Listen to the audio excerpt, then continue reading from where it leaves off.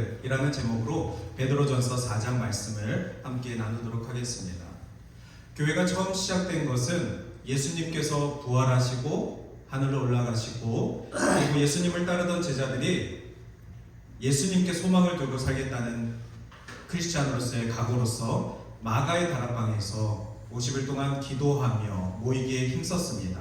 그때 성령께서 각 사람에게 임하셔서 모두 방언을 말하고 사도행전 1.8절에 나온 것처럼 예루살렘과 온 유대와 사마리아와 땅끝까지 예수의 증인으로 살아가라는 행진의 말씀을 주셨기 때문에 교회가 시작된 것입니다.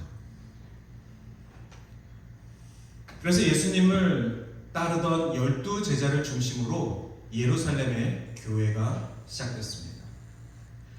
우리 크리스찬이 사랑하는 교회, 머리 대신 예수님께서 계신 교회, 우리가 너무나도 사랑하는 교회는 이렇게 시작됐습니다. 예루살렘 지역에 유대인들을 대상으로 하는 교회가 있었고, 그리고 이방인들을 대상으로 하는 교회는 안디옥에 있었습니다. 사도 바울이 그곳에서 함께했죠.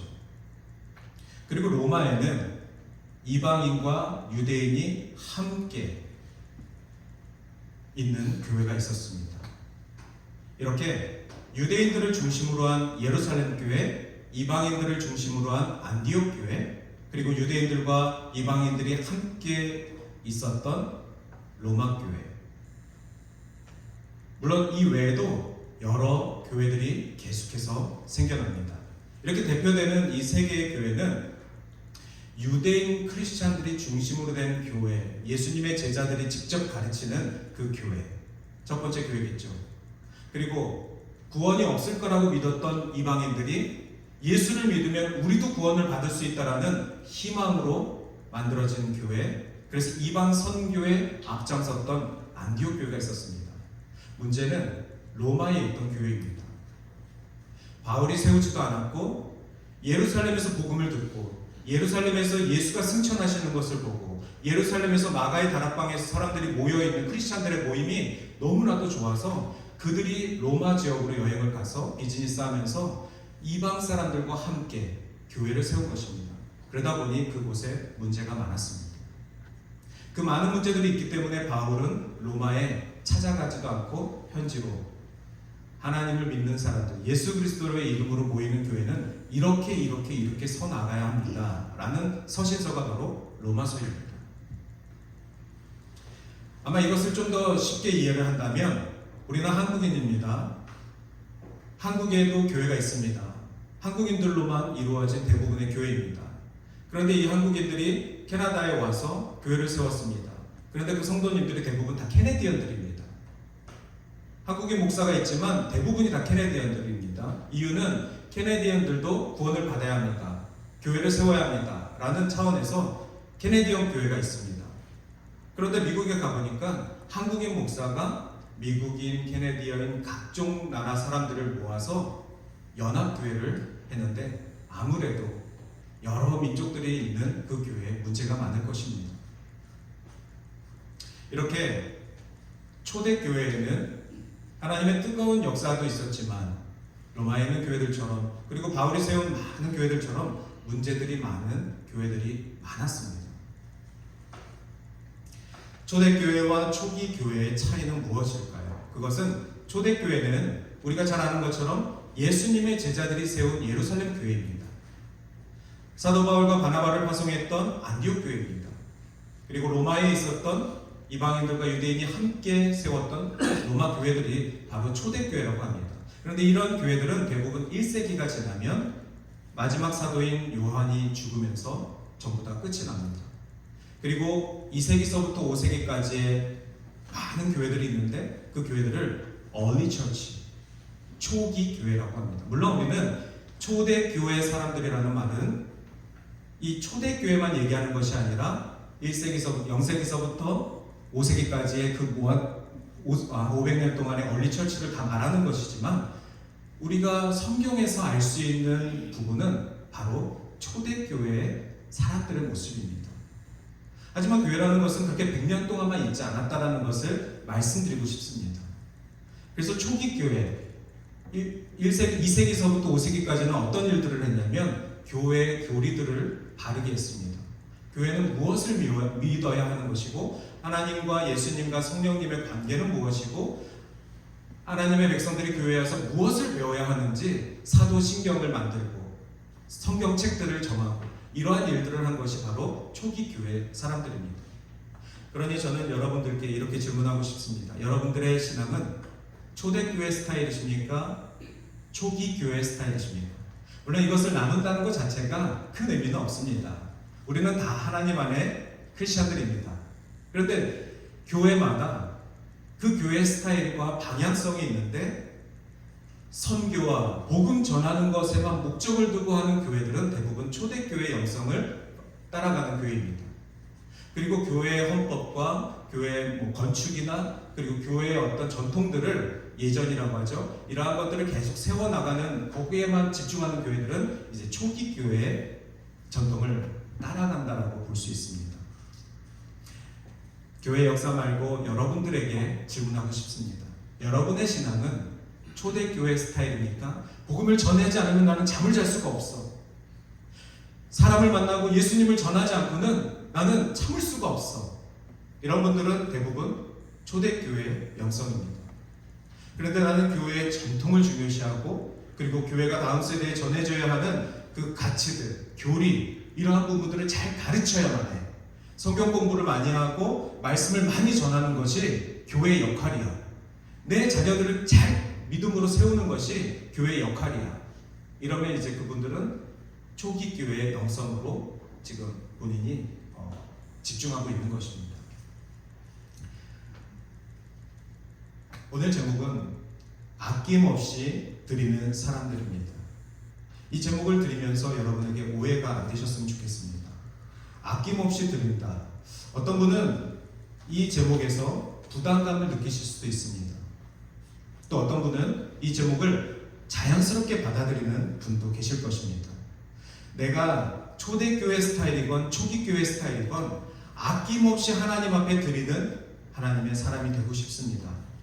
내가 지금까지 신앙생활하면서 아낌없이 하나님 앞에 드렸습니다에 부담이 없으신 분이 계실 수도 있고 그리고 나는 항상 그래왔거든요. 이렇게 답변하시는 분이 계실 수도 있습니다. 그런데 성경에서는 예수님은 과부의 2 렛돈을 기쁘게 받으셨습니다. 어린 나이에 도시락을 통해서 5,000명을 먹이셨습니다. 반대로 부자 청년이 예수님께 나왔지만 가진 것을 다 팔아 가난한 사람들에게 주라고 하신 말씀에 근심하여 떠나버렸습니다.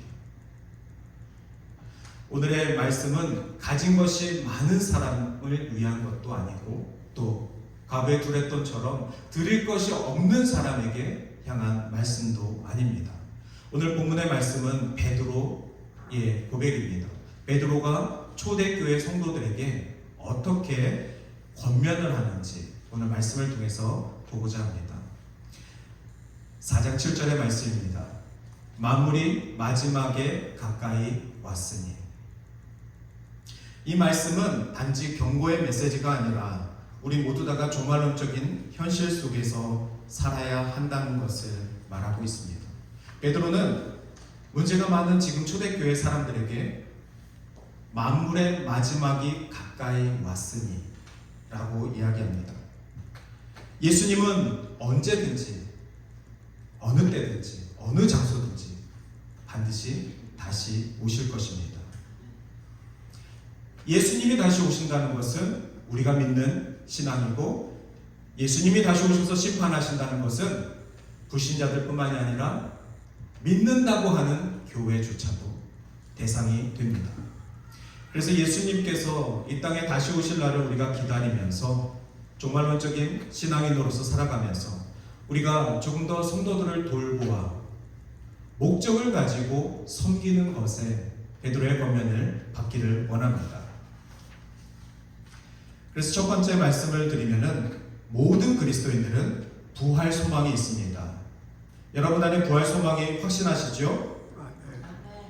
모든 그리스도인들은 예수가 부활하셨음을 믿는 사람들입니다. 여기서부터 시작입니다. 예수가 부활하셨고 예수에 대한 소망이 있는데 그 소망은 재림하실 예수에 대한 소망까지입니다. 즉 우리가 크리스찬이라고 부르는 이유는 예수님이 부활하셨음을 믿음과 동시에 예수님께서 다시 오실 것을 기다리고 있습니다. 예수님은 반드시 오십니다. 때와 장소를 알 수 없으나 반드시 하나님께서 역사하실 것입니다. 우리 마가복음 1장 15절 말씀, 때가 찼고 하나님의 나라가 가까이 왔으니 회개하고 복음을 믿으라. 이것은 예수님의 말씀입니다. 예수님께서 하나님의 복음을 전파하실 때 때가 찼고 하나님의 나라가 가까웠으니 회개하고 복음을 믿으라. 가까웠다는 것은 바로 하나님의 나라입니다. 하나님의 나라가 가까웠다는 것은 오시기로 약속한 예수님께서 곧 오실 것이라는 그 믿음으로 살아갈 수 있는 확신인 것이죠. 이 말씀은 베드로가 한 것이 아니라 예수가 하신 말씀이십니다. 하나님의 나라가 가까웠다라고 예수님 스스로 하신 말씀이시고, 베드로는 그 말씀에 대해서 만물이 가까웠으니, 마지막 때가 가까웠으니, 즉 예수가 오실 날이 가까웠으니, 이 가르침을 초대교회들에게 한 것입니다. 그런데 이단은 어떻게 이 말씀을 받습니까? 예수님이 언제 오신다고 말씀하지 않으셨는데 언제 올 것이라고 이야기하고 있습니다.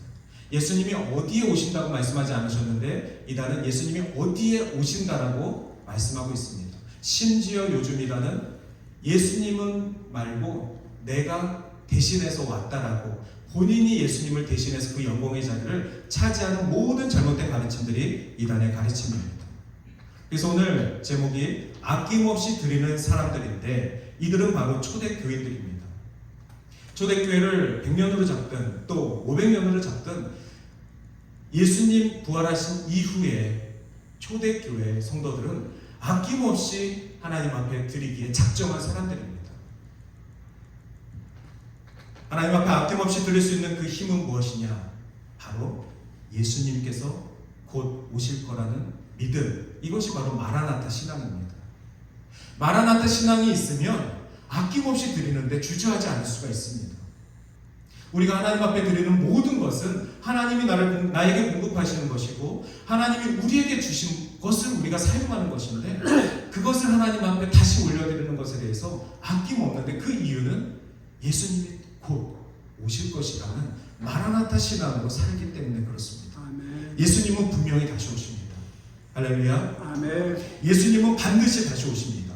본인이 그렇게 말씀하셨고 본인의 제자들이 그것을 전했고 500년 동안, 그리고 지금 2000년 동안 모든 역사의 교회들이 그것을 전하고 있는 것입니다.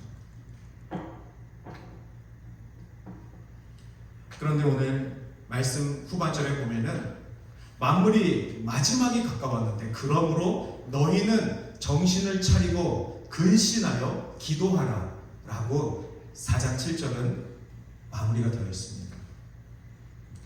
정신을 차리고라는 번역은 제가 이해가 쉽습니다. 그런데 이 말씀에 근신하여 라는 단어는 조금 이해하기가 어렵습니다. 근신이라는 단어는 무엇입니까? 마치 벌을 받는 것 같습니다. 마치 뭔가 조심을 해서 자숙을 해야 되는 것 같습니다. 우리가 뭐 잘못했습니까? 예수 믿는 것이 뭐 큰일입니까? 뭐 우리가 뭐 죄를 범했습니까? 그런데 이 번역에 있어서 근신한다라는 이 표현이 마치 우리가 뭔가 좀 잘못해서 조용히 좀 있어, 근신하고 있어, 이렇게 표현되는 것처럼 들립니다. 그런데 이것을 원문에 보면은 넵사테라고 되어 있는데 깨어 있어 라는 뜻입니다. 그러면 원문에 맞춰서 이 번역을 다시 한번 읽겠습니다. 너희는 정신을 차리고 깨어 있어 기도하라. 그러면 여러분들 이 말씀이 좀 더 와닿으시죠? 예수님께서 오실 날이 곧 다가오니 정신을 차리고 깨어 기도하며 주님을 만납시다. 이것이 베드로의 권면인 것입니다. 영어 성경에는 self-controlled라고 되어 있습니다. 즉 정신을 차리고 절제하고 기도합시다. 분별력을 가지고 기도합시다. 생각과 판단을 바르게 하고 기도합시다.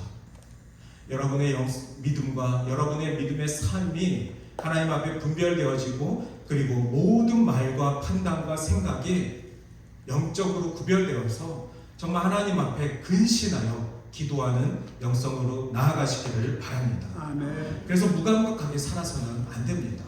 이 깨어있어, 이 근신하여, 이것을 다른 표현에서는 술 취하지 말며 라고도 나와 있습니다. 술 취한다는 것은 무엇입니까? 올바른 길로 갈 수 없는 것입니다. 갈짓자로 다니는 것입니다. 술 취하면은 내가 내 힘으로 사는 것이 아니라, 목적 있게 사는 것이 아니라 그냥 기분대로 사는 것입니다. 성경은 술 취하지 말라라고 가르치고 있습니다. 즉, 술 취하지 말라라는 그 말을 근신하라, 깨어있어라. 주님이 언제 오실지 모르는데 근신하여 기도하라, 깨어있어 기도하라, 영 분별하고 기도하라. 믿는 자들이 정신을 차리지 않으면 얼마나 이 시대가 악한지, 또 얼마나 악하게 빠르게 변화되고 있는지 그 거센 물결 속에서 휩쓸리게 됩니다. 그래서 시대가 악할수록 믿음으로 바로 서야 한다는 것이 오늘 이 베드로의 권면이 2000년 전 초대교회 사람들뿐만이 아니라 오늘날 우리들에게도 여전히, 아니 더 시급하게 베드로의 권면은 적용되어야 합니다. 만물이 마지막이 가까웠으니 그러므로 정신을 차리고 근신하여 깨어 기도하여라. 아멘. 제가 캐나다를 떠날 때 13년 전이었습니다. 그때 저희 아이가 한 명이었는데 그 아이가 5살이었습니다. 이제 한국에 5살이면 이제 곧 초등학교를 보내야 되는 상황이죠. 초등학교를 보낼 때 어떻게 보내겠습니까? 지금 이야기가 아니고 13년 전 이야기입니다. 제가 어느 카페에 아침에 있는데 그 카페에 학교를 보낸 어머니들이 많이 앉아 계셨습니다. 그리고 그분들은 이런 이야기를 합니다. 자기야, 그 아이 있지? 그 아이 엄마 그 집 맞벌이래. 그 집 애들하고 어울리지 안 돼. 그 집 맞벌이야.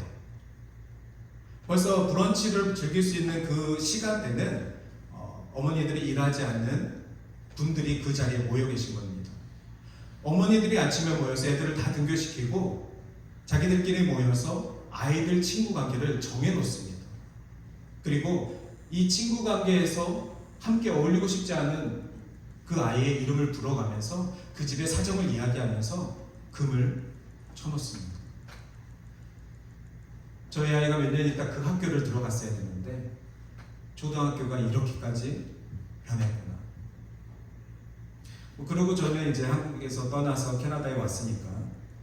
근데 캐나다에 와서 제가 또 얼마 안 있다가 어떤 뉴스를 접했습니다. 그 뉴스는 몇 년이 지나도 저에게 충격입니다. 아마 여러분들 중에서도 이 뉴스를 본 적이 있으실 겁니다. 그 뉴스에는 한국의 초등학교가 입학식을 하는데 줄을 세웠습니다. 아파트 이름별로 줄을 세웠습니다. 그게 왜 그래? 라고 할 수도 있지만 크게는 임대 아파트 줄, 그리고 고급 아파트 줄입니다. 대부분 다 아파트 산다고 전제하고 임대 아파트 줄을 세우고 고급 아파트 줄을 세웁니다. 이미 입학할 때부터, 학창시절을 시작해야 되는 초등학교 1학년 때부터 그룹이 나눠지는 것입니다.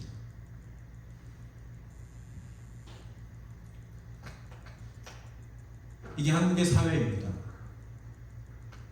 하지만 캐나다에도 제가 자녀를 키우면서 들었는데 투가라지 아이들의 모임, 원가라지 아이들의 모임, 지하 파킹 가라지들의 모임, 우리도 알게 모르게 그런 말들을 하고 있습니다.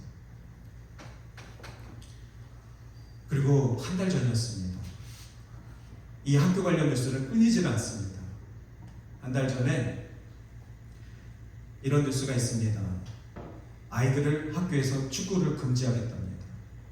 이유는 내 자식이 축구를 못하는데 학교에서 스트레스 받는다고 어머니들이 항의를 한다고. 학교에서 더 이상 표창장을 주지 않겠다고 합니다.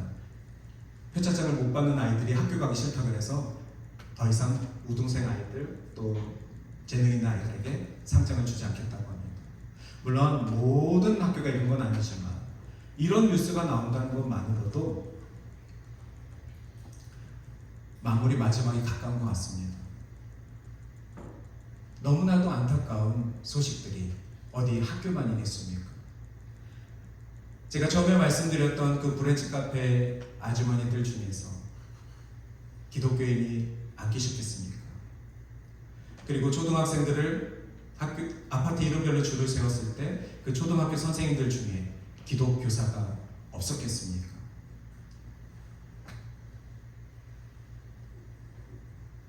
정신을 차리지 못하고 사는 세대 속에 우리는 마지막을 느낄 수밖에 없습니다. 마지막 때의 이 안타까운 세대를 느낄 수밖에 없습니다. 그럼에도 불구하고 우리가 시대를 바라보지 못하고 주님 오실 날은 아직 멀었어요. 이 시대가 이렇게 좋은데, 내일 빅토리아 데이라서 이렇게 날씨가 좋은데 흥청망청 세월을 보낼 수 있겠습니까? 그러므로 너희는 정신을 차리고 근신하여 깨어 기도하라. 마지막이 가까워지면 가까워질수록 견고하지 않은 믿음은 흔들리게 되어 있습니다. 주님께서 곧 오실 텐데 우리 안에 견고하지 않은 믿음, 깊은 영성이 없으면 흔들리게 되어 있습니다. 왜냐하면 사탄은 그런 연약한 사람들에게 쉽게 접근하기 때문에 그렇습니다. 그들에게 주는 감정이 있습니다. 그것은 바로 후회하는 감정입니다. 주님 마지막 날이 가까웠는데 예수를 믿는다고 하면서 우리 안에 계속해서 후회되는 감정들이 있습니다. 헌금했던 거 후회하고, 봉사했던 거 후회하고, 참았던 거 후회하고, 누군가 사랑하고 섬겼던 거 후회하고, 무엇보다 가장 큰 후회는 이 초대교회 성도들 중에도 있었는데 예수님이 곧 오신다고 해서 믿고 기도했는데 그들이 눈을 감기 전까지 예수님이 오시는 것을 못 본 사람들입니다. 예수님을 기다리는 것을 후회합니다. 그렇게 해서 초대교회도 예수를 떠나, 공동체를 떠나, 교회를 떠난 자들이 생겼습니다. 혹시 여러분들 신앙 가운데에도 부활 소망에 예수가 간직되어 있고 그리고 다시 오실 예수에 대한 확신이 있는데도 불구하고 그 주님에 대한 후회하는 감정을 주체하지 못할 때가 있으십니까? 그때가 바로 마지막 때입니다. 그러면 그럴수록 더 깨어 기도해야 합니다. 다른 방법이 없습니다.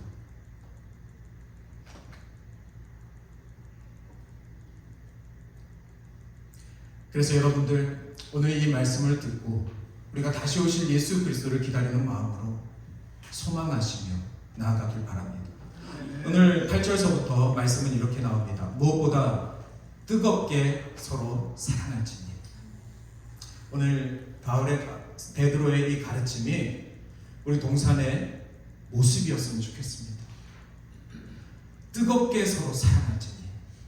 사랑은 허다한 죄를 덮느니라. 저 사람이 죄가 없어서 사랑하는 건 아닙니다. 저 사람이 사랑받을 만해서 사랑하는 거 아닙니다. 베드로도 다 알았습니다. 사랑은 허다한 죄를 덮느니라. 저 사람이 잘못한 것을 덮어주려면 뜨거운 사랑이 필요한 것입니다. 계속해서 9절 말씀해 보시면 서로 대접하기를 원망 없이 하고, 누군가를 섬기고 누군가에게 돌본 마음이 있을 때 기분 좋게 베푸시길 바랍니다. 계산하지 마시고 내가 돌려받을 거 생각하지 마시고 원망 없이 대접하는 것이 바로 초대교회 사람들이었습니다. 왜죠? 그들은 예수가 곧 오심을 믿었기 때문에 그렇습니다. 아낌없이 드릴 수 있는 이유는 곧 예수가 오신다라는 그 소망으로 살고 있기 때문에 그렇습니다. 우리 동산에도 그러한 은혜가 충만할 때 원망 없이 드릴 때가 있습니다. 우리 동산에 계신 성도님들도 내 안에 은혜가 많고 내 안에 기쁨이 넘칠 때 하나님께 드리는 것, 교회에 섬기는 것이 아깝지 않을 때가 있습니다. 그러나 내 안에 은혜가 바닥이고 내 안에 상처만 가득했을 때는 정말 1센트도 아깝고 원망하며 드리고 아까웠고 후회하는 감정으로 드리는 것이 바로 우리들의 연약함의 모습입니다.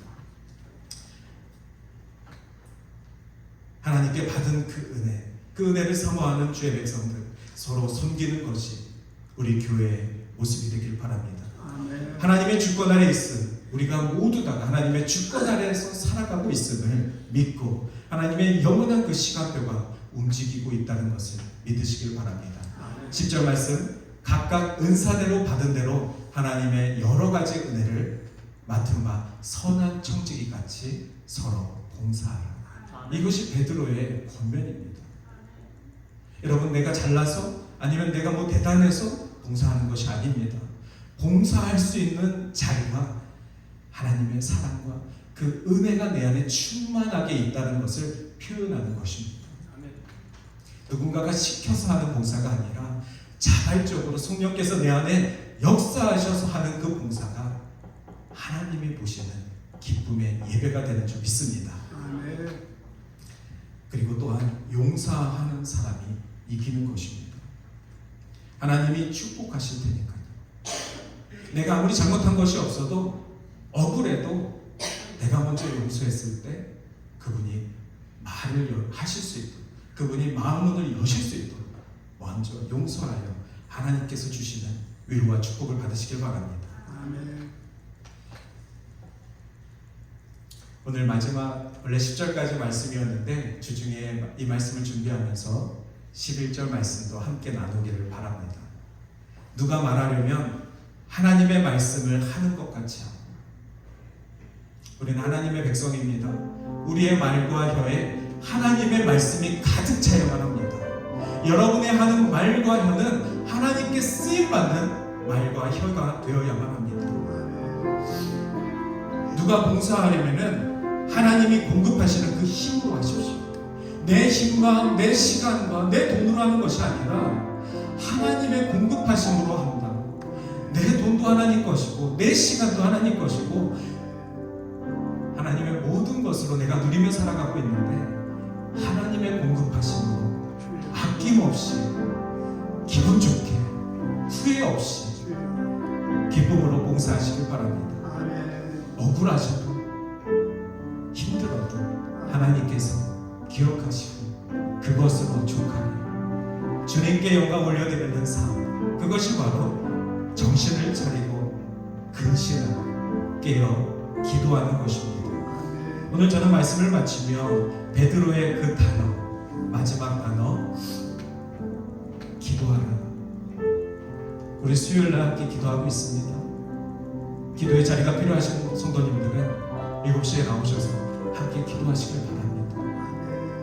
기도하면 용서할 힘이 생기고, 기도하면 이해할 수 있는 믿음이 생기고, 기도하면 하나님과 조금 더 가까워질 수 있습니다. 다른 방법이 없습니다. 초대교회들도 많이 시도해봤습니다. 다른 방법이 없습니다. 정신을 차리고 깨어 기도할 때 우리의 삶 전체가 기도가 되며 매 순간 주님과 동행하는 삶, 그래서 우리 동산의 기도가 강력하게 응답받는 기도가 될 줄 믿습니다. 아멘. 이 시간 우리 함께 결단에 찬양하겠습니다. 나의 만족과 유익을 위해.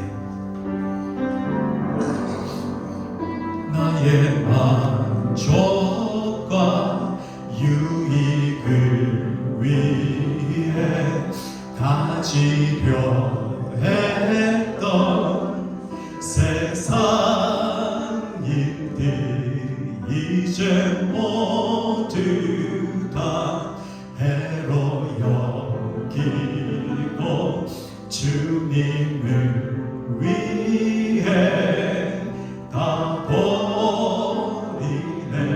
내 안에 가장 내 안에 가장 귀한 것 주님을 알미라. 모든 것 되시며 의와 기쁨 되신 주 사랑합니다.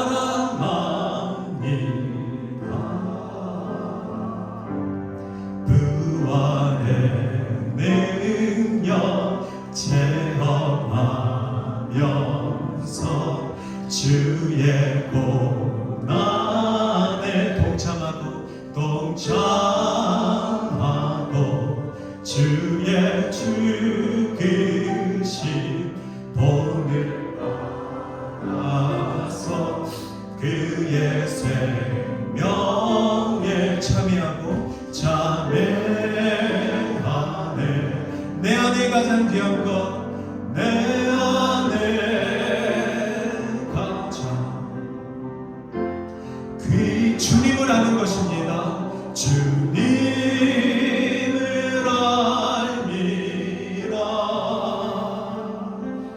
모든 것 되시며 희와 기쁨 되신 주 사랑합니다. 내 안에 가장 귀한 것, 내 안에 가장 귀한 것, 주님을 알미라. 모든 것 되시며 의와 기쁨 되신 주 사랑합니다. 나의 주, 나의 주. 이 시간 우리의 주님